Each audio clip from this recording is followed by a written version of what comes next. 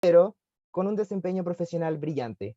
Con su equipo colaborador, a quien nunca niega, se han ganado fama de acuciosos en los casos más mediáticos de Chile, como el caso OAS, empresa brasileña que junto a la coreana Hyundai se adjudicó la construcción del puente Chacao por la increíble cantidad de 550 millones de dólares. Y que luego cerrara sus oficinas en Chile y se mudara entera a Brasil para enfrentar cargos por el caso Lava Jato, sobre la corrupción más grande de políticos en Latinoamérica, y que en Chile salpica hasta nuestra mismísima Michelle Bachelet y a Marcos Enríquez Ominami, ambos favorecidos por comprobados y millonarios aportes para sus campañas. O el caso Pío Nono, del joven que cayó desde un puente luego de ser empujado por un carabinero de las Fuerzas Especiales en el marco de las protestas sociales de 2020. O el caso Corpesca, que involucra bastante a Chiloé, empresa que sobornó a parlamentarios para ganar mayores cuotas de recolección de peces e influir directamente en la redacción de la vigente ley de pesca de nuestro país. Hechos que en el caso de nuestra isla ha derivado en una creciente y sostenida precarización de cientos de pescadores artesanales del archipiélago. Por este caso, un senador de la República podría ir hasta prisión por corrupto. Respetada y temida, así es Jimena Chonque en público. Pero en privado es otra cosa. Desciende de un inmigrante chino. De él heredó su laboriosidad y dedicación, declarada católica y feminista militante, delira por sus dos hijos, y esto una total fanática de la saga Star Wars. Y también por el chuncho, de quien es hincha. Es una lectora voraz, se hace el tiempo para cocinar para los suyos por placer. Es además docente en varias universidades, y es consejera de la ONG Comunidad Mujer, la agrupación de mujeres más influyentes de nuestro país. Y por todo lo mencionado anteriormente, para mí es un honor y un agrado darle la bienvenida a la Minga de los jueves, estimada fiscal Jimena Chon Campuzano. Muchas gracias. Muchas gracias, Víctor, por esta introducción. La verdad, me siento muy contenta de poder compartir con ustedes. Me parece que primero quisiera destacar la iniciativa de ustedes como comunidad, como una comunidad educativa, donde yo veo en las pantallas, en esta forma como nos comunicamos hoy en día, que son pequeñas pantallas que de alguna forma nos permiten mantener el contacto en esta situación tan crítica que está teniendo el país desde el punto de vista de salud, donde vemos a familias, a profesores, alumnos, a toda una comunidad que quiere de alguna forma conocer lo que yo siento que es un trabajo relevante, pero me gustó como Víctor presentó lo que ha sido parte de mi historia como abogada, y que tiene que ver con el hecho de que yo soy muchas veces solo la cara visible de un equipo de profesionales, de personas que trabajan a favor de una función que es la que desarrolla el Ministerio Público, y que esa función no es otra que la de determinar a través de una investigación realizada con objetividad y con profesionalismo, determinar si existen o no responsabilidades penales y reclamar ante los tribunales de justicia la imposición de sanciones, como ocurrió, por ejemplo, en el caso Corpesca, o como esperamos se inicie prontamente el juicio contra Marco Enríquez Ominami, o respecto del caso del Puente Pío Nono, Gustavo Gatica u otros más que están a cargo de nuestro equipo. Por lo mismo, creo que releva y habla muy bien de ustedes el hecho de que tengan interés por conocer quizás esta materia que a veces es un poco árida y que en muchas oportunidades se muestra a través de la televisión o a través de las noticias con cierta distancia, y donde muchas veces no comprendemos cuál es la trascendencia de las labores que el Ministerio Público puede realizar. Pero antes me gustaría, dado que al inicio, digamos, antes que se desencadenara vamos a llamarla esta manifestación performativa, ¿no es cierto?, que interrumpió el inicio de nuestra conversación, creo que es relevante que nosotros podamos conversar y quizás centrarnos un poco en cómo la exposición a la que pueden estar sujetas algunas personas pone de manifiesto la ausencia de tolerancia dentro de una sociedad y una comunidad democrática. Si nosotros nos detenemos un poco en cuáles fueron algunas de las expresiones, por ejemplo, que se virtieron a propósito de estas personas que se incorporan, ¿no es cierto?, a una actividad que es una actividad comunitaria, que es una actividad que ustedes organizan con mucha anticipación, donde se ponen de acuerdo para buscar los canales, para ubicar a personas que a veces estamos situadamente lejos desde el punto de vista geográfico. Y se vierten ciertas expresiones que más que hablar negativamente de las personas a quienes van destinadas esas expresiones, suelen hablar mucho más negativamente de las personas que las profieren. Y acá es donde quizá se enlaza de alguna manera la función que cumple el Ministerio Público en relación con la conservación del Estado de Derecho democrático. Y una de las funciones principales que cumple el Ministerio Público en ese sentido es que la solución de los conflictos que escalan en tal medida que afectan bienes jurídicos de las personas, esa solución de los conflictos no queda radicada exclusivamente en la autocomposición, es decir, en la posibilidad que yo tengo de arreglar este conflicto, de tomar la justicia por la propia mano, sino que la responsabilidad se va a determinar a través de un proceso donde el Ministerio Público participa recopilando las pruebas y luego va a ser un tribunal el que va a tomar en definitiva esta decisión. Y digo que se entrelazan porque de alguna forma manifestaciones de intolerancia de este tipo son manifestaciones que tienden a denostar el diálogo, tienden a tratar de ponerle el pie encima a lo que puede ser el diálogo. Y probablemente le temen al diálogo porque el diálogo exige ser capaz de construir argumentos para efectos de efectuar una crítica o hacer un planteamiento y estar abierto a ser eventualmente persuadido por un tercero respecto de que no se tiene la razón. Y ese mismo juego argumentativo, ese mismo juego de diálogo, ese mismo juego de persuasión, es el que se hace en definitiva en un juicio, y es el que se encuentra a la base de la construcción de una sociedad democrática. Una sociedad democrática, una comunidad democrática, lo es en la medida que se respetan los derechos de todos, se respetan los derechos de opinión de todos, pero se está dispuesto a un diálogo como una forma de zanjar en definitiva esas mismas diferencias. Pero a diferencia o en cambio, se optó al inicio de esta actividad, en donde agradezco que Víctor me haya pedido disculpas, pero yo creo que finalmente las disculpas se las merecen ustedes, porque esta es una actividad suya, de su organización de comunidad educacional, y por lo tanto es el hecho de que se haya empañado esta actividad por la intolerancia de terceros frente a la presencia mía. Y un poco a lo que quería apuntar, la crítica respecto de la actividad del Ministerio Público, y en ese sentido respecto de la actividad que yo como profesional realizo, es una crítica perfectamente válida.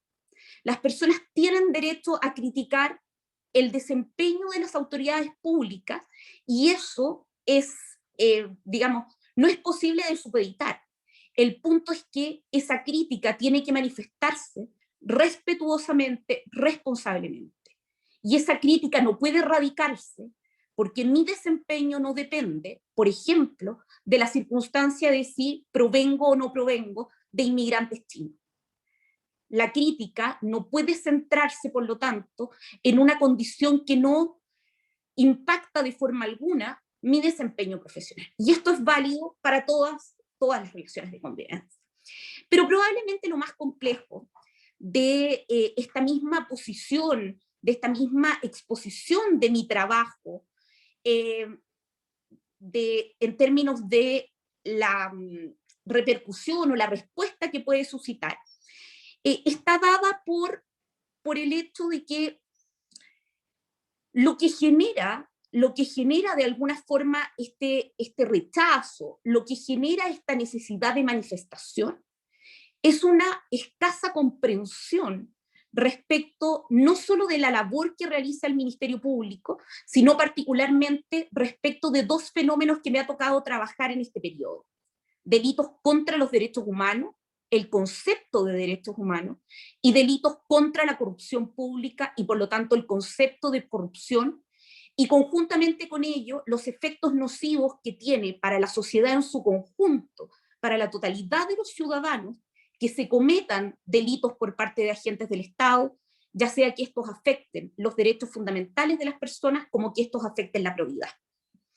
Y en el fondo, lo que se traduce de todo esto es que existe una suerte de captura de ciertos sectores políticos en relación con estos conceptos que son probablemente los más universales y quizás, cuando no el más universal, el concepto de los derechos humanos. Los derechos humanos no constituyen un patrimonio de un sector político determinado. Los derechos humanos, por su naturaleza, radican en cada una y cada uno de los ciudadanos de una república y en general de las personas que habitan el mundo. Todos ellos, todos nosotros, somos depositarios de los derechos fundamentales, cualquiera sea nuestra condición. Por lo tanto, la defensa de los derechos humanos, erigirse como defensor de derechos humanos, investigar los casos que afectan derechos humanos o derechos fundamentales, nunca puede entenderse formar parte de un determinado sector político u otro. Y lo mismo pasa con la corrupción. Entonces, quizás para empezar un poco este diálogo y para no monopolizar el uso de la palabra, me interesa que nos quedemos un poco con esas ideas. Primero, que el rol del Ministerio Público es un rol que dentro de la arquitectura normativa del sistema lo que hace es proteger la conservación del Estado de Derecho a través de una entidad autónoma que se encarga de recopilar la prueba y proponer esa prueba a un tribunal para que aplique las sanciones por los delitos que se cometen. Cuando estos delitos afectan bienes jurídicos colectivos, como es el caso de los derechos humanos, los derechos fundamentales, la probidad pública, se trata de, entonces este rol de conservación del Estado de Derecho es un rol que probablemente se ve en ese contexto reforzado. Y que la actividad que realiza el Ministerio Público es una actividad pública, abierta a la comunidad, las audiencias son públicas, estamos sujetos al escrutinio público, pero ese escrutinio debe materializarse, como en cualquier actividad dentro de una sociedad de derecho democrática, a través de los canales institucionales previstos y sin pisotear el necesario diálogo sobre el cual vamos a poder zanjar cualquier diferencias que existan en la manera de percibir los hechos, pero también en la manera de cómo nosotros evaluamos el trabajo que realizan las autoridades públicas. Entonces, estos elementos son elementos que tienen esta resonancia institucional, pero que pueden ser transferidos también a la realidad local y a la realidad de cualquier comunidad, incluyendo una comunidad educativa como la de ustedes. Por último, solo para cerrar, sí, me decían ahí que yo estaba acostumbrada a estos hechos más o menos complejos, sí, efectivamente uno está acostumbrado, pero pareciera ser que son actitudes de intolerancia que son crecientes y como crecientes son también actitudes de intolerancia que debieran ocuparnos con mayor, digamos, ponerle un poco más de ojo. En términos de que pueden llegar a representar una efectiva sustitución de métodos de disidencia legítimos, por cierto, en cualquier sociedad democrática, y pueden llegar a sustituir esos métodos de disidencia a través de actuaciones de estas características que son, por cierto, actuaciones violentas, porque ustedes como comunidad gozan del derecho de reunirse pacíficamente, sin permiso previo y sin embarazos injusto para que esta misma actividad de conversación y de diálogo tan fructífera y productiva pueda desarrollarse de forma adecuada. No sé si con eso quisiera como partir como esta conversación. Sí, muchas gracias, un agrado tenerte aquí y vamos a empezar a ceder la palabra para tener una charla bonita. Así que el profe Miguel, si no me equivoco. Sí. Hola Jimena, en realidad Me sorprende tu valentía, de verdad. Es sorprendente. No, no, a nosotros, a nuestra institución, no le interesan, no hacemos diferencias entre tipos de ciudadanos. No hay inmigrantes o no inmigrantes, ¿ya? Quería partir diciéndote eso. Para nosotros somos ciudadanos de esta tierra. Y como tal, con todo el derecho de vivir sobre ella. Por eso yo me siento terriblemente responsable. Yo soy la persona que está a cargo de permitir el ingreso a esta sala. Y una de las personas que organiza esta actividad. Y me molesto, me agrede que te pasen a llevar, ¿ya? O que nos pasen a llevar a todos, porque queremos conversar, porque para eso nos reunimos, para conversar, nada más, para saber qué piensas y eso, así de simple, ¿ya? A mí me sorprendí cuando vi la fotografía, y ahora entro recién a la pregunta que quería hacerte, ¿ya? Y que no tiene mucho que ver con tu trabajo como fiscal, porque una persona conocida que ha trabajado con nosotros me hizo el alcance respecto de qué entretenida la foto que les mandó. No es la fiscal esa tan seria, tan como de un trabajo serio para esto. Les mandó una foto entretenida. Y quería saber si la foto era por eso, si querías como mostrarte de una forma distinta a lo que el común de los chilenos te vemos normalmente. ¿Eso? Sí, mira, en parte sí, yo creo que uno tiene que adecuar también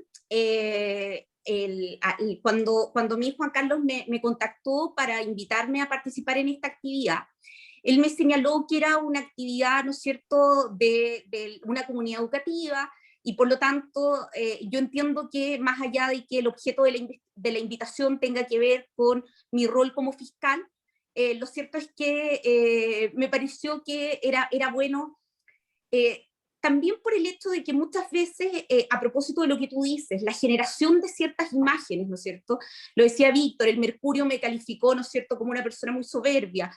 Y yo cuando uno lee eso, como que uno le pregunta así a la gente que te conoce, oye, ¿tú creís que eres soberbia? Y yo como que, de hecho, soy bien llana a la crítica, un poco autoflagelante, entonces uno dice, bueno, no es tanto. Entonces, me parece que en un diálogo como este, en un conversatorio como este, estamos todos en un mismo pie, estamos todos en un mismo plano, nos estamos escuchando como pares, como iguales, de frente, digamos, más allá que estemos divididos por esta pantalla, y por lo tanto eso exige también que nosotros mostremos una cara distinta, que es la que se encuentra detrás del rol, porque en definitiva el ser fiscal es un rol, es un trabajo que a mí me apasiona y que yo lo hago con muchas ganas, pero sobre todo trato de hacerlo con mucha responsabilidad, porque insisto, creo que es un rol relevante desde el punto de vista social, desde el punto de vista de la conservación del sistema. Me parece que es un rol relevante, y como un trabajo público,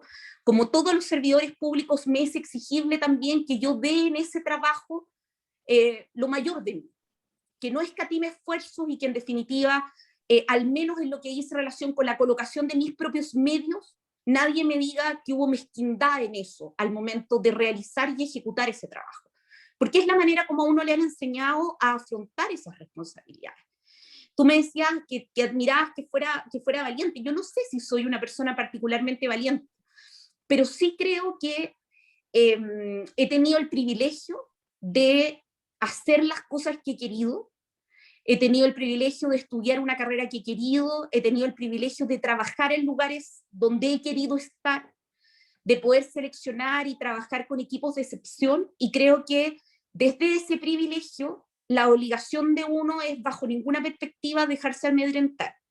Yo soy una convencida, yo creo en el sistema, yo creo en el diálogo, yo creo en la solidez democrática de las instituciones y por lo tanto ni un himno, ni un insulto, ni un troleo a través de redes sociales va a hacernos retroceder ni un ápice, porque detrás mío también hay un montón de personas que forman parte de este equipo de soporte, cuyo trabajo también depende de que nosotros nos mantengamos en ese sentido firme. Y eso yo siento que no es una manifestación de valentía, sino que más bien de responsabilidad. Eso al margen de que mi hijo chico una vez le preguntaron que a qué le temía su mamá, y él dijo que su mamá no le temía nada. Hasta que vi un ratón, y ahí cachó que a los ratones sí les tenían miedo.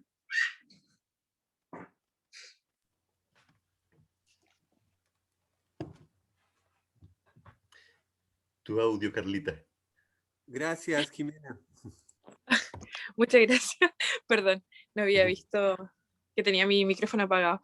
¿Le pueden pedir la palabra por chat por si acaso? Si quieren preguntar algo, comentar algo, para que podamos aquí hablar entre todos. Y el profe Fernando, si no me equivoco, quería hablar ahora. Sí, todavía estoy en... No puedo negar que estoy en cierto shock. Soy profesor de historia y en tercero y cuarto medio esto significa hacer educación ciudadana.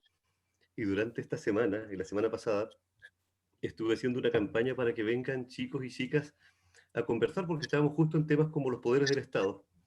Y curiosamente habían llegado chicos y chicas y se produjo este incidente, así eso me tiene molesto. Pero no es algo grave, digamos. En ningún caso es un comentario un poco para plantear mi visión respecto de lo que, o mi sentimiento respecto de lo que pasó.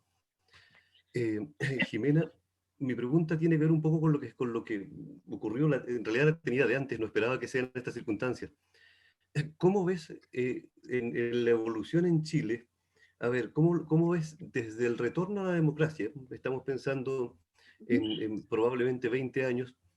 ¿Cómo ves que ha ido evolucionando el tema de la tolerancia?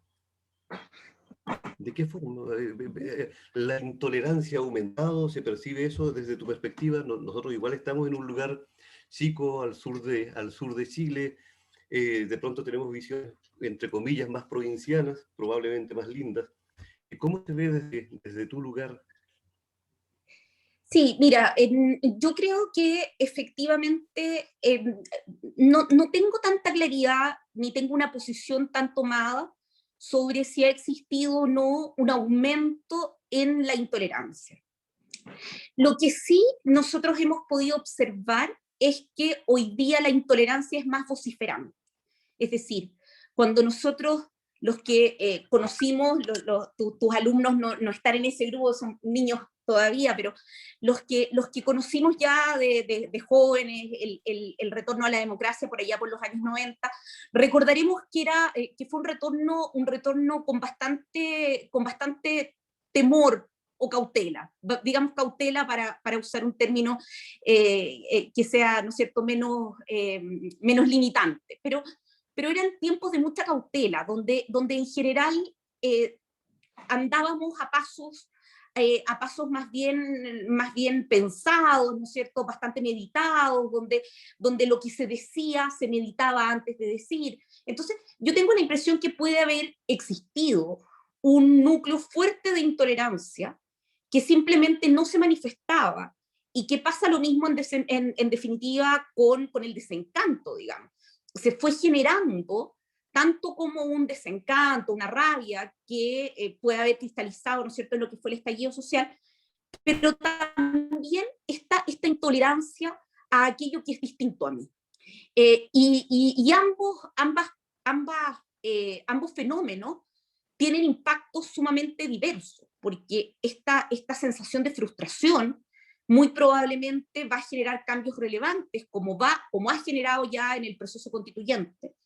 Pero el incremento de la intolerancia, este atrincheramiento en posiciones mucho más dogmáticas, atrincherarse en posiciones mucho más inflexibles, llevan justamente a una limitación al diálogo, que es en definitiva la base, por ejemplo, de un proceso de construcción a través de una convención de la Constitución política. Entonces tú tienes por una parte que existe una suerte de insatisfacción con el modelo que cristaliza en un cambio institucional, pero a la vez te encuentras con ciertos núcleos que se atrincheran detrás de ideas muy radicalizadas y sobre todo de posiciones que suelen ser muy impermeables a cualquier posibilidad de modificación.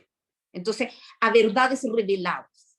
Y eso es muy complejo en una sociedad que está reclamando diálogo y está reclamando de alguna forma un retejido de confianza y un cierre de brechas que son muy evidentes que existen dentro de Chile, que más que brechas hoy día podrían incluso definirse como fracturas. Desde mi vereda, desde el ámbito, ¿no es cierto?, del derecho penal particularmente, lo que nosotros observamos es, por ejemplo, un incremento en lo que se denominan los crímenes de odio, es decir, todos aquellos delitos donde a la base de la comisión de estos delitos tú encuentras una intencionalidad de castigar a otro en razón de su condición de género, por ejemplo, su identidad sexual. Partió con el caso Zamudio, que implicó un cambio, ¿no es cierto?, en la ley, donde se estableció una circunstancia agravante cuando aquello pasa, pero con la violencia de género, por ejemplo, pasa muy habitualmente. Y lo hemos encontrado también en algunas manifestaciones de violencia institucional, donde detrás del acto de violencia además existe un acto de discriminación por razones de género, por razones de nacionalidad, por edad, por identidad sexual, etc. Entonces, ahí tú te encuentras con manifestaciones de esta intolerancia que ya no solo, digamos, no solo implican este atrincheramiento, sino que avanzan aún más allá. Entonces, manifestaciones de violencia política, por ejemplo, que se vieron a propósito del plebiscito de octubre del año pasado. Nosotros tuvimos casos que fueron conocidos públicamente de periodistas extranjeros que fueron amedrentados por parte de ciertos grupos asumiendo que venían a cubrir el plebiscito con un cierto sesgo. Las mismas expresiones que en redes sociales se realizan respecto de humoristas, por ejemplo, lo que pasó a Stefan Kramer en el Festival de Viña del 2020, digamos, donde se le de alguna forma lo sancionan públicamente a través de redes sociales como una suerte de traición a su origen en el hecho de que efectúe una crítica legítima al sistema político imperante. Entonces, ahí yo creo que estamos lindando o frisando ciertos aspectos que pueden ser bastante complejos. Solo decirte, Fernando, a propósito de tu planteamiento y de lo que tú me decías, qué lástima, bueno, que los chiquillos y chiquillas no se hayan podido incorporar, pero estoy disponible si tú lo estimas en alguna de tus clases y necesitas que ellos puedan conversar o quieran hacer algún tipo de pregunta, de todas maneras quedo disponible para esa actividad. Muchas gracias, Jimena. Extraordinario el ofrecimiento. Gracias. Sí, muchas gracias. Yo como alumna feliz estaría de que usted estuviera en una clase. Y bueno, y reiterar que pueden preguntar a través del chat o pedir la palabra. Así que no se queden con las ganas de preguntar algo o conversar algo. Y si no me equivoco, la Cota había pedido la palabra. Hola Jimena, gracias por aceptar nuestra invitación. Mira, yo quería preguntarte qué sientes tú que podría quedar escrito ahora en la nueva Constitución que a ti te permitiera hacer mejor tu trabajo, con menos burocracia o que no fuera tan engorroso poder hacer tu pega en realidad.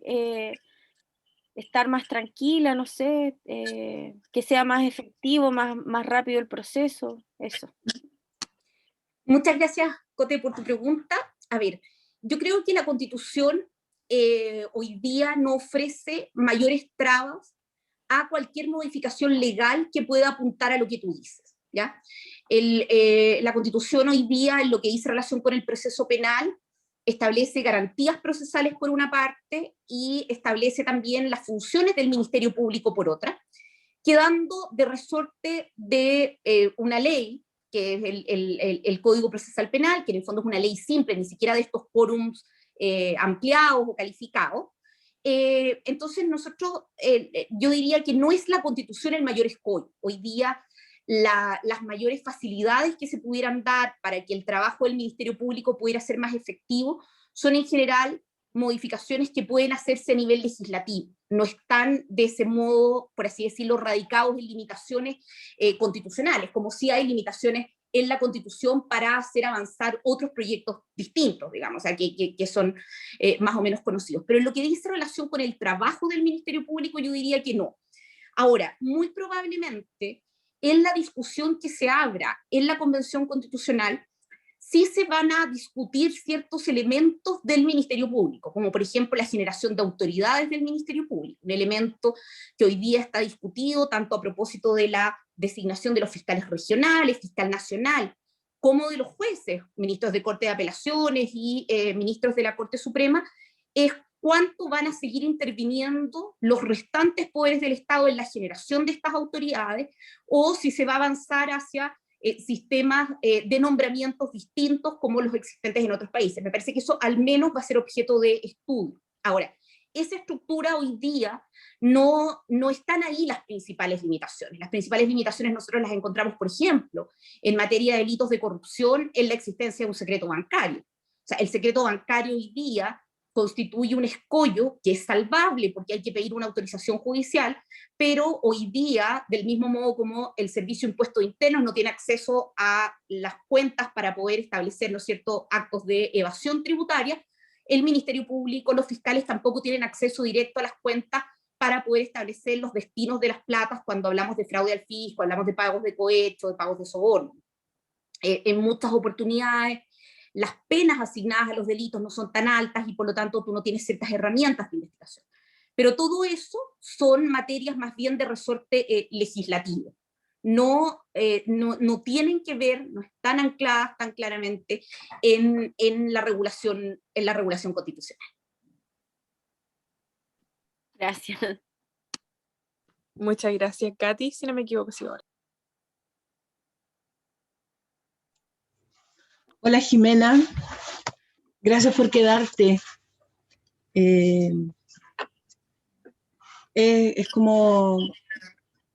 Fue como bien violento, siento yo, como que tampoco puedo evitar decir lo que me pasó. Siento que fue súper violento, a mí me violenta ver la imagen de un genocida. Yo no elijo verla, por lo tanto cuando la presentan delante de mí de manera impuesta, para mí es violento. A mí me violenta mucho también la bulla y el ruido, el volumen alto me violenta mucho. Así que gracias por quedarte y conversar. A mí me interesa la abogada, fiscal y la mujer feminista, finalmente, que eres también. Y desde ese lugar yo vengo reflexionando hace mucho tiempo sobre la violencia hacia la mujer. Tú hace unos momentos atrás hablabas sobre esto también. Entonces, si reflexionamos bien profundamente, Chile se ha comprometido internacionalmente a la erradicación de la violencia contra la mujer, firmando tratados internacionales, comprometiendo plazos y acciones. Pero en la actualidad no vemos que las cifras bajen, y eso me preocupa, porque soy una mujer susceptible de ser violentada, incluso asesinada. En ese sentido, yo te quiero preguntar, ¿cómo erradica Chile la violencia hacia la mujer, considerando que las medidas de protección jurídicas hoy día son insuficientes? Está archicomprobado jurídicamente, hay muchas tesis de pregrado, de magíster e incluso de doctorado, yo he estado revisando mucha investigación al respecto, sobre la ineficacia y la insuficiencia de medidas desde el ámbito jurídico, pero también con la mirada del feminismo. ¿Cómo se termina la violencia hacia la mujer? ¿Cómo la erradicamos? ¿Y cómo mejoramos ahí las medidas de protección a la mujer? Perfecto, bueno, muchas gracias, Catherine. Yo creo que no hay nada que agradecer en el hecho de que yo me haya quedado. Creo que no podría haber sido de otra manera, y además porque, como tú bien dices, estas acciones violentas muy probablemente a todos nos violentan, hay un grado de negacionismo, hay un intento también precisamente porque se produzca ese efecto, ¿no es cierto?, inhibidor de acciones que en el fondo son acciones que hacen que nosotros nos quedemos en nuestros lugares y no tratemos de avanzar más allá, y eso es algo que tenemos que tratar de evitar. Efectivamente, lo que tú dices es cierto, digamos, nosotros tenemos de alguna manera una discrepancia, para no decir un doble discurso, entre lo que se afirma por parte del Estado en términos de tratados internacionales suscritos por Chile, obligaciones del Estado que son internacionalmente objeto de exigencia, es decir, pueden ser exigibles a través de tribunales internacionales, y lo que pasa en la práctica, digamos.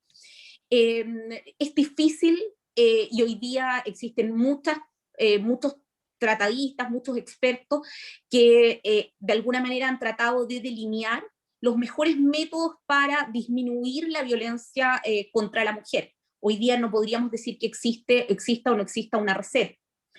Donde sí yo creo que nosotros estamos al debe, y que probablemente puede ser uno de los elementos que desde el punto de vista de la labor del Ministerio Público es susceptible de ser mejorada, y también de la labor de los tribunales, es en lo que dice relación con la incorporación de la perspectiva de género en la investigación de los delitos, ¿ya? Uno de los problemas más graves que nosotros observamos a propósito de los casos de violencia de género es que la violencia parte, obviamente, con aquella persona que ejerce el acto de violencia específico en contra de la víctima, pero probablemente los actos de violencia en contra de esa persona se van perpetuando a través de su tránsito por el proceso penal. Y eso es algo que es obligatorio para el Estado tener que disminuir y, en todo caso, eliminar. Es decir, no es posible que una mujer que va a denunciar violencia de género encuentre en la persona que le recibe la denuncia, para hacer un tránsito en todos estos pasos, algún tipo de sesgo de género que impida una reacción rápida. Y hoy día nosotros nos encontramos con innumerables relatos de mujeres que, habiendo concurrido hacia la autoridad policial, Policía de Investigaciones o Carabineros, o al Ministerio Público directamente, no se han encontrado sino con un sesgo de género al momento de recibir esa denuncia. Y esos sesgos muchas veces son sesgos inconscientes. Por ejemplo, preguntas en los casos en que las personas van a hacer algún tipo de denuncia de un delito de connotación sexual, sobre si había bebido o no había bebido alcohol, sobre el tipo de ropa que la persona vestía en ese momento, donde muchas veces esas preguntas pueden tener una razón investigativa. Por ejemplo, si yo necesito ubicar a alguien en un video, necesito saber cómo iba vestida. Pero la forma como yo la planteo muchas veces conlleva un sesgo de género que, tratándose de una persona que ha sido víctima de violencia de género, constituye un acto de revictimización que está proscrito.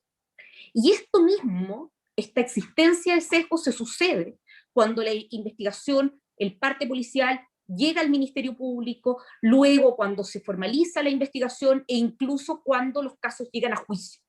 Nosotros necesitamos fiscales, defensores y jueces preparados para litigar con perspectiva de género, y por lo tanto evitar la reproducción de los sesgos de género y evitar la reproducción de los prejuicios de género en los juicios, porque eso lo único que hace es que, en definitiva, las sentencias que se dicten tengan también el mismo sesgo de género, y por lo tanto nosotros también estamos contribuyendo a que el Estado incumpla con sus obligaciones.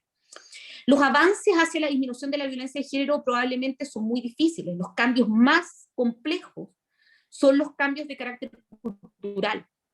Existe todavía una percepción muy arraigada de que la mujer no ocupa el mismo sitial cultural que ocupan los hombres. Y por lo tanto, la existencia de una asimetría de poder dentro de la ubicación de la escala social hace que se ejerza violencia de distintas formas. Hay diversos mecanismos que debieran contribuir a que esto se fuera eliminando, desde mecanismos súper, por así decirlo, vicarios o susceptibles de ser tocados, como igualdad salarial, ¿no es cierto? Igualdad, ¿no es cierto?, de acceso a las prestaciones sociales, digamos, quebrar cualquier inequidad que exista, por ejemplo, en el tema de los permisos maternales, en la contratación de mujeres y en los derechos laborales asociados a ser hombre o ser mujer, a la maternidad, derechos de coparentalidad, hasta leyes de cuota, porque parte de los derechos también de las mujeres como ciudadanos es, por ejemplo, ser investigados sus hechos y ser juzgados sus hechos por sus propios pares. Y eso significa que debiera haber misma cantidad de jueces hombres y mujeres, debiera haber una cantidad equivalente de jueces hombres y mujeres, ministros hombres y mujeres en la Corte Suprema, y en todos los lugares donde en definitiva se toman decisiones, porque un derecho ciudadano es que las políticas públicas sean definidas siempre por personas con quienes tú tienes la misma identidad.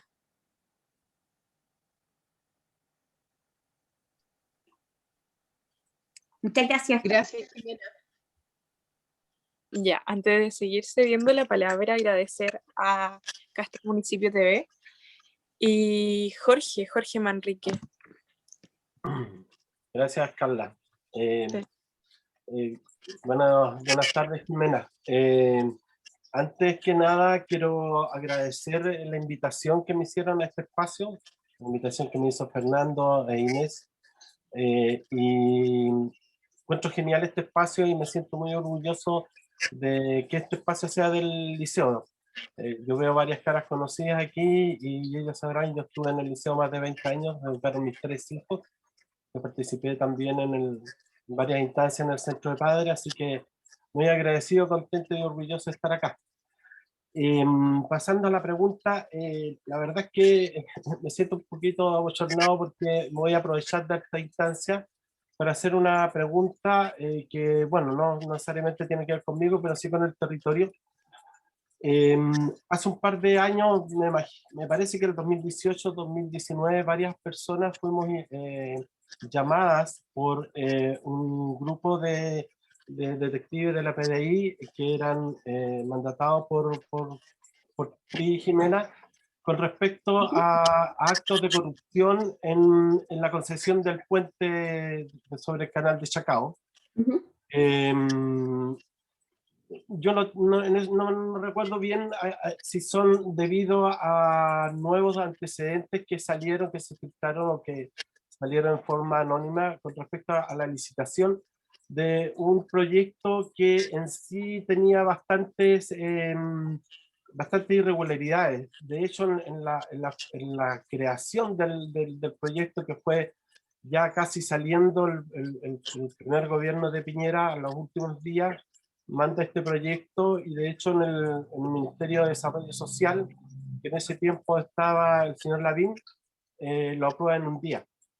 Y ese proyecto siguió avanzando y hemos seguido avanzando, y nosotros nos encontramos bastante esperanzados cuando se nos llamó a hacer unas declaraciones, que fueron varias personas, no solamente yo, sino deben haber sido entre 4 y 5 personas. Y la pregunta es, ¿en qué estado de avance está ese proceso? ¿Cuáles han sido las cosas que obviamente supongo son las que se podrán decir? Habrá algunas cosas que podrán estar reservadas. Pero dentro de lo que se pueda contar, ¿cómo ha estado el avance para...? Porque a nosotros nos ilusiona harto en que esto salga en realidad como nosotros creemos que es. Hay bastante información, hubo grupos enteros que se dedicaron a investigar, hubieron conversaciones con ministros para que este proyecto, que no fue pedido, no fue consultado en la gente de Chiloé, sí siguió avanzando. Entonces la pregunta es esa, ¿cómo estaba el avance de ese proceso? A ver, es una pregunta bien complicada porque voy a tener que partir, Jorge, por comentarte que nosotros, yo hablaba al principio, ¿no es cierto?, de que uno de los criterios que reglan el sistema procesal es la publicidad, las audiencias son públicas, las actividades que nosotros hacemos, los juicios son públicos, pero las investigaciones no. Entonces, yo no me voy a poder referir, no me puedo referir con ningún detalle a lo que tú mencionas, porque si yo contara acá, podría responsabilizarme administrativamente por estar lo que en definitiva se denomina, ¿no es cierto?, la filtración. Lo que te puedo mencionar, en todo caso, es que la investigación se encuentra todavía abierta, con diligencias en curso, y sin que se hayan determinado todavía hechos que puedan ser atribuidos a determinadas personas, porque en ese caso nosotros partiríamos por una formalización de la investigación, ¿ya? Esta investigación se genera en el marco del caso OAS, que OAS tenía este consorcio, ¿no es cierto?, con Hyundai para la construcción, y posteriormente se amplía a propósito de una denuncia que fue recibida en la Fiscalía, donde se entregaba información, ¿no es cierto?, sobre estos otros hechos asociados a este mismo proyecto, que ya no solo vinculaban tan directamente a OAS, sino que directamente a autoridades políticas. Ahora, ahí tener en cuenta que lo que nosotros podemos detectar como delito es que haya mediado algún tipo de cohecho o soborno, es decir, que las autoridades políticas hayan recibido pagos para la dictación de una determinada, ¿no es cierto?, resolución de carácter administrativo. Podemos determinar delitos que puedan ser fraude, es decir, que el Estado esté pagando más de lo que vale una obra o esté pagando trabajos no ejecutados, que en ese caso sería un fraude al fisco, o podríamos investigar eventuales delitos de lo que se denomina negociación incompatible, que es también una forma de cohecho, pero que consiste en que el funcionario público, la autoridad pública, beneficia a empresas respecto de las cuales él tiene algún tipo de interés. Es decir, las beneficia con un contrato, aun cuando ese contrato es un contrato donde sí se ejecuta una obra y los valores son los correctos y él no recibe ni un peso, pero aún así debió haberse abstenido por el hecho de que tenía algún tipo de interés.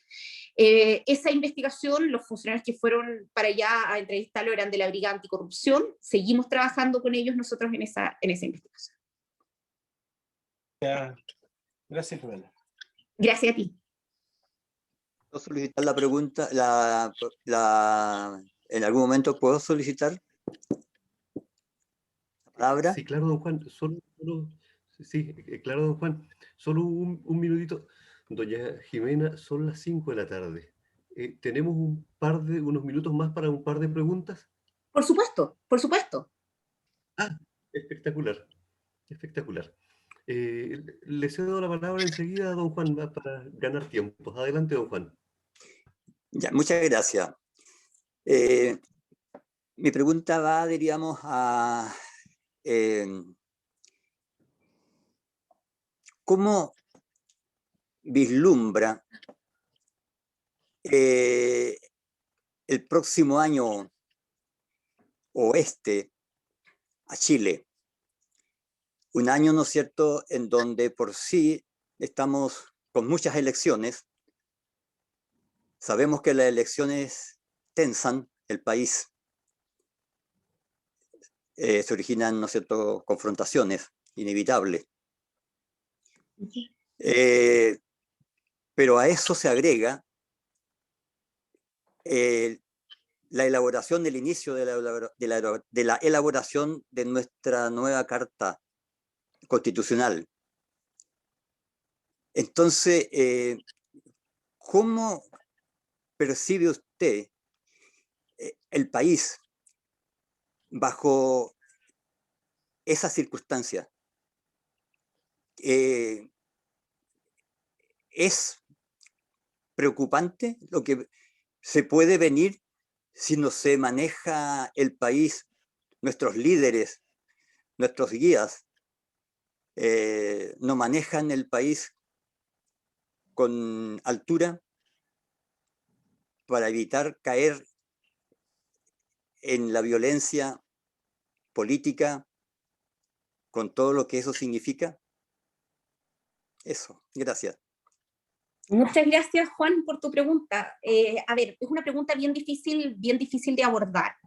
Yo personalmente creo que en general los procesos que vienen son procesos esperanzadores. Yo creo que hoy día nosotros hemos visto, bajo el esquema constitucional actual, una ampliación en la participación democrática al establecerse, ¿no es cierto?, la elección por vía, digamos, la elección popular para las autoridades locales. Es decir, no solo alcaldes, ahora vamos a tener, digamos, elecciones de gobernadores, y eso supone una ampliación de la base de participación democrática, y nosotros deberíamos ahí, yo observo ahí, digamos, un elemento más bien positivo.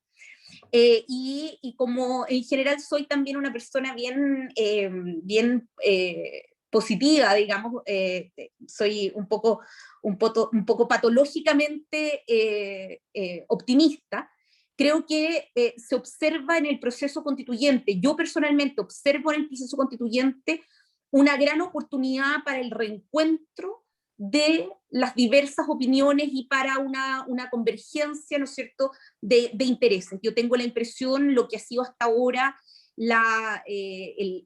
por una parte, el nacimiento o la formulación de las candidaturas, donde efectivamente existen personas que tienen un legítimo interés por redactar la Constitución y por generar a partir de la redacción de esa Constitución no solo cambios institucionales, sino que fundamentalmente dar lugar por primera vez a una repartición del poder de forma más dialogante, con una base de democracia mucho mayor.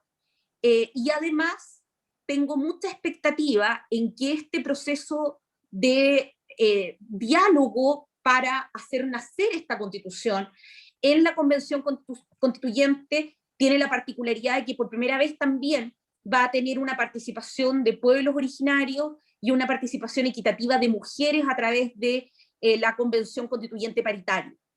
Y eso probablemente va a significar quizás un hito histórico en términos de poder hacer confluir personas provenientes de mundos diversos, pero que todas componen este Chile, para efectivamente dictar una carta que nos entregue, por una parte, paz social, por otro lado, una legitimidad democrática en relación con la Constitución y con las instituciones que devienen o derivan de la Constitución, y por otro lado, un retejido al tejido social, un retejido a la red de confianza y a la red de tejido social, de manera tal de que las brechas y las fracturas con las cuales nosotros nos hemos encontrado en el último tiempo puedan efectivamente ser resueltas.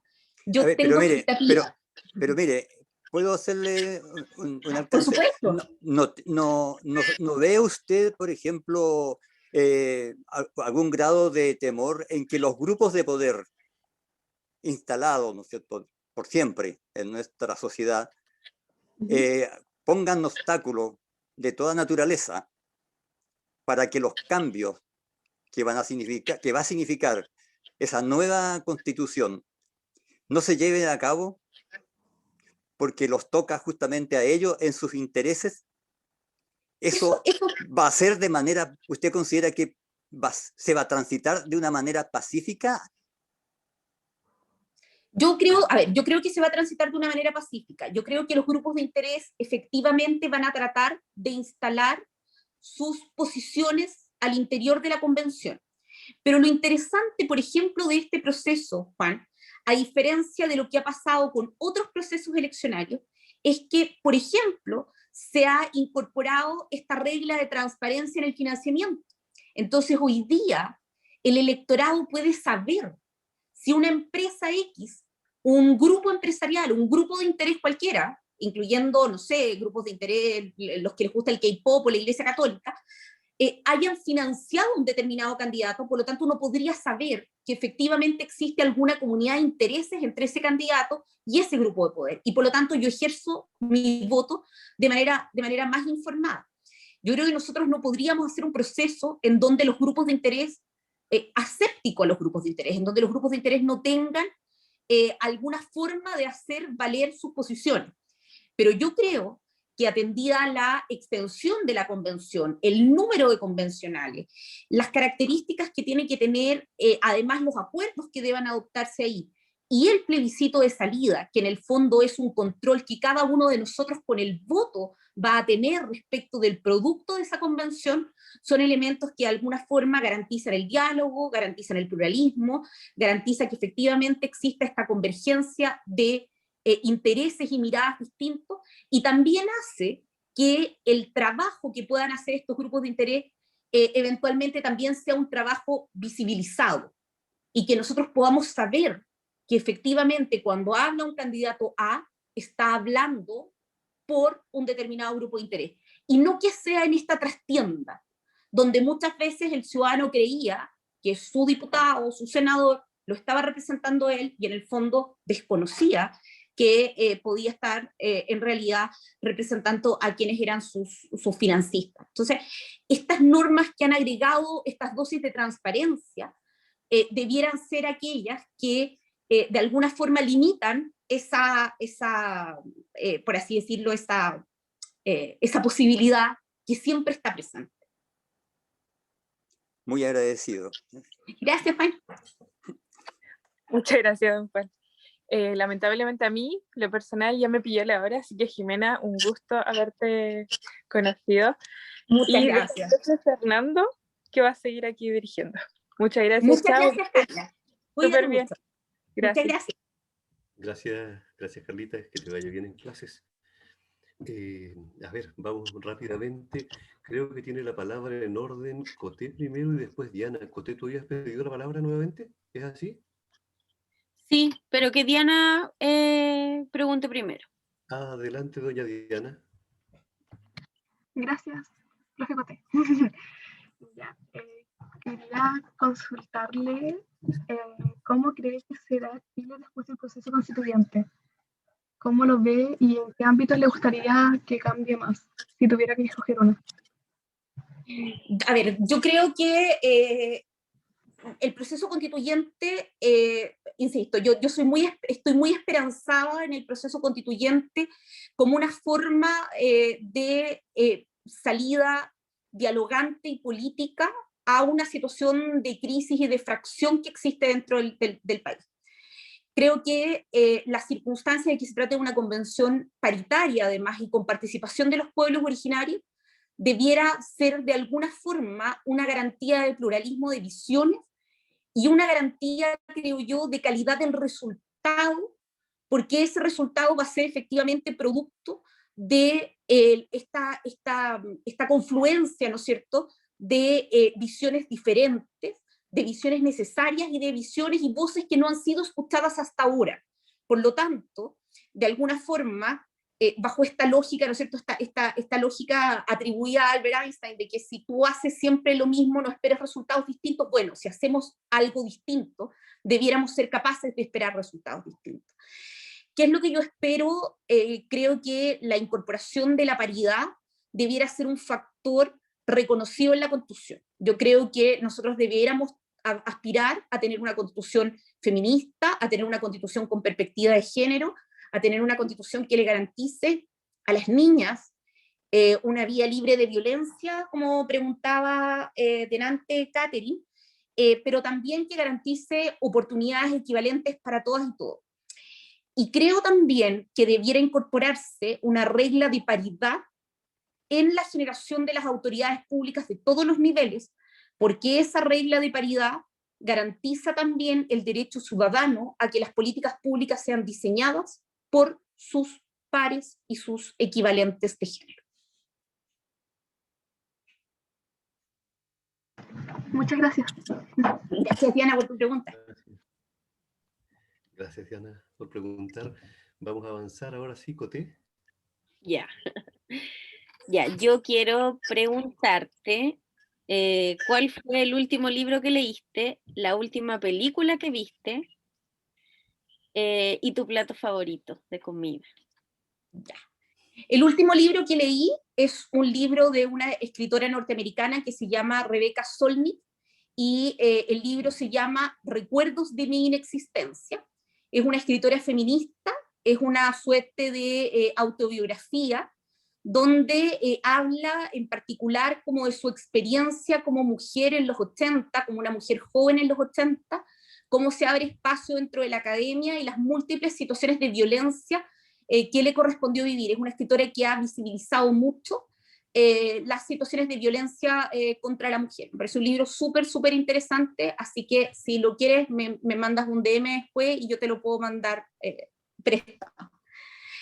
Circulación libre de los libros, esa es La última película que vi es la que vi el fin de semana, que vi una película sobre Madame Curie, que está en Netflix, ¿ya? Se llama Madame Curie, o tiene otro nombre también que es del elemento que ella en inglés. Nosotros la vimos también el fin de semana, sí. Espectacular, y además es una película que, y es una película también que tiene lo interesante es que es de una directora iraní que hizo un cómic sobre su vida, también un cómic autobiográfico que se llama Persépolis, que es muy famoso. Y la película además tiene unos saltos bien interesantes en lógica. Y mi comida favorita, pues a mí me gusta mucho comer en realidad, entonces no sabría decir una comida favorita. Me gusta mucho la comida china. En honor a este conversatorio que íbamos a tener hoy día almorzamos curanto en la casa. Y si yo tuviera que elegir algo con lo cual pudiendo prescindir de todas las otras cosas en el mundo y solo quedarme comiendo una cosa, elegiría el queso. Así que ahí creo que contesto un poco tu pregunta. No entendí qué era al final, qué era la comida. Ya, que si tuviera que elegir algo que pudiera, digamos, algo que no me prohibieran comer nunca en la vida, sería el queso. Ay, sí. Gracias. Buen dato. Y hablando de películas y comida, Pollo con ciruelas, ¿la has visto? No la he visto. Sí, también no la he visto. Me dicen que es muy buena. Cuando la veas, te vas a acordar de este conversatorio. Víctor Navarro, nuestro presentador, por favor, adelante, Víctor. Yo, o sea, quería preguntarle cuál es su perspectiva o qué le diría a las personas que quisieran estudiar la carrera de Derecho. O sea, como las cosas positivas, los retos y eso. A ver, yo creo que lo primero es que el derecho es una carrera que tiene por función ser un vehículo para que los ciudadanos y ciudadanas tengan acceso a la justicia. Y por lo tanto, es una carrera que tiene que ser desarrollada por personas que tengan ese sentido de servicio, ¿ya? Y es una carrera en donde uno tiene que advertir que ese sentido de acceso a la justicia es permitirle a las personas resolver sus conflictos a través de un sistema que forma parte de estos mínimos civilizatorios que nosotros nos hemos puesto, y es, como yo les decía al principio, evitar, ¿no es cierto?, la autotutela y dejar en manos de un tercero la solución de las diferencias que nosotros podamos tener como ciudadanos.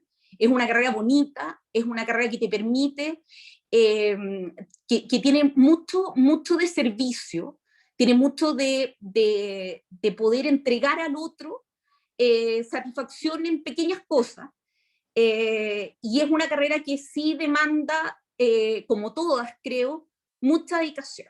Es una profesión que yo amo mucho y que por lo tanto me gustaría mucho que hubiera cada vez más generaciones nuevas que no solo se dediquen al derecho, sino que le entreguen nuevos oxígeno, digamos, que oxigenen esta carrera y que la lleven, digamos, a otras áreas en donde en mis tiempos, digamos, no se pensaba. Hoy día, por ejemplo, todo el desarrollo, por ejemplo, del derecho de los animales, de los seres sintientes, todo el desarrollo del derecho ambiental, es decir, en todas aquellas áreas donde la regulación y el conflicto pueda tener algún lugar, hay un lugar para una abogada o un abogado que quiera hacer de esto su vocación y su lugar de trabajo. Y no dejarse tampoco intimidar por estas ideas de que hay que aprenderse todo de memoria o que hay que leer mucho. En el fondo uno tiene que estudiar mucho, como en todas las carreras,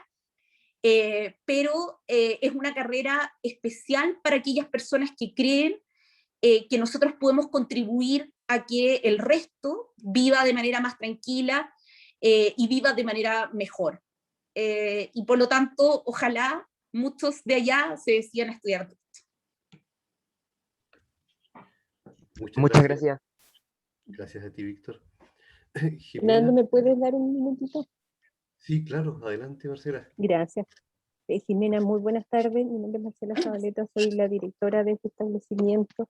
Pero como usted ve aquí, somos en realidad muy horizontales, como es la palabra que hemos estado poniendo de moda en el último tiempo. Yo solamente agradecer a nombre de nuestra comunidad escolar, Liceo Galvarino Quevedo, de la ciudad de Castro, en el corazón de la isla grande del archipiélago de Chiloé, su tiempo, su presencia y las palabras que usted pudo compartir y enseñar, porque todos los días aprendemos de todos. Así que de mi parte y en nombre de nuestra comunidad, gracias de verdad por el tiempo, por el aprendizaje, por el espacio de compartir que tuvo con nuestros estudiantes sobre todo. Muchísimas gracias.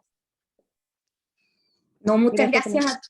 Muchas gracias a ustedes, Marcela, y a nombre tuyo, a toda la comunidad, tanto a los alumnos que estuvieron acá, a Carla, Víctor, que fueron por lo menos nuestros anfitriones, a los profesores, a los apoderados, y en el fondo felicitar de nuevo, como hice al principio, esta iniciativa. Creo que en iniciativas de diálogo de estas características es como efectivamente se construye comunidad y se construye civismo, que es lo que más se necesita para poder transitar a soluciones pacíficas de los conflictos que eventualmente podamos tener. Así que muchas gracias, Marcela, y felicitaciones además por la comunidad que has construido y que lideres. Gracias, Marcela.